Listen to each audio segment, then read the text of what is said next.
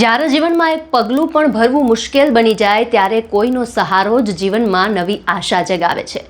ત્યારે પાટણથી એક એવી પ્રેરણાદાયક અને માનવતાભરી ખબર સામે આવી છે જે દિવ્યાંગ લોકો માટે આશાનું એક નવું કિરણ લઈને આવી।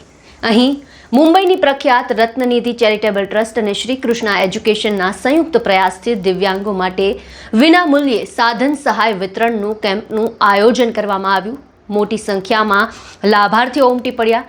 દરેકના ચહેરા પર આશા અને આંખોમાં નવી જિંદગીની રાહ હતી, જેમણે કદાચ ક્યારેય વિચાર્યું પણ નહોતું કે તેઓ ફરીથી પોતાના પગ પર ઊભા રહી શકશે। તેવા 100 જેટલા દિવ્યાંગોને આ કેમ્પમાં કૃત્રિમ હાથ પગ લગાવવામાં આવ્યા। આ કેમ્પમાં પોલિયોગ્રસ્ત વ્યક્તિઓને હરવા ફરવામાં સરળતા રહે તે માટે કેલિપર્સ આપવામાં આવ્યા અને સાથે જ અકસ્માત કે ગંભીર બીમારીના કારણે પગ ગુમાવનારા લોકોને આધુનિક જયપુર ફૂટ અને રત્નનિધિ લેગ બેસાડવામાં આવ્યા।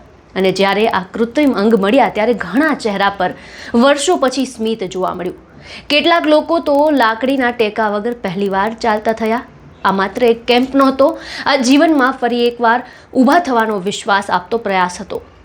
ગોપાલક શૈક્ષણિક સંકુલ ખાતે યોજાયેલા આ કાર્યક્રમમાં દિવ્યાંગોને શારીરિક લાચારીમાંથી મુક્ત કરી તેમને સ્વાવલંબી બનાવવાનો સંકલ્પ લેવામાં આવ્યો।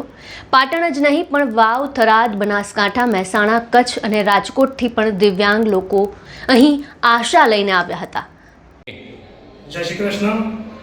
કૃષ્ણા ગ્રુપ પાટણ, રત્નનિધિ ટ્રસ્ટ મુંબઈ અને ગોપાલક સંકુલ દ્વારા 30 જાન્યુઆરીના રોજ પાટણ ગોપાલક સંકુલ ખાતે જયપુર ફૂડ, કેનિપર્સ અને કૃત્રિમ પગમાંના ભાઈઓ અને બહેનોના માપ લેવામાં આવ્યા હતા। તે દરેક માપ લીધેલ ભાઈઓ બહેનોના કેનિપર્સ તેમજ અન્ય સાધનો આજ રોજ આવી ગયા છે અને કૃષ્ણા ગ્રુપ પાટણ, રત્નનિધિ ટ્રસ્ટ અને ગોપાલક સંકુલ દ્વારા આજ રોજ વિતરણ કાર્યક્રમ રાખ્યો છે। 100થી પણ વધુ ભાઈઓ બહેનોએ આનો લાભ લીધો છે અને સર્વે આયોજક મિત્રોનો ખૂબ ખૂબ આભાર। શું નામ? કિરણભાઈ દેસાઈ, કૃષ્ણા ગ્રુપ પાટણ।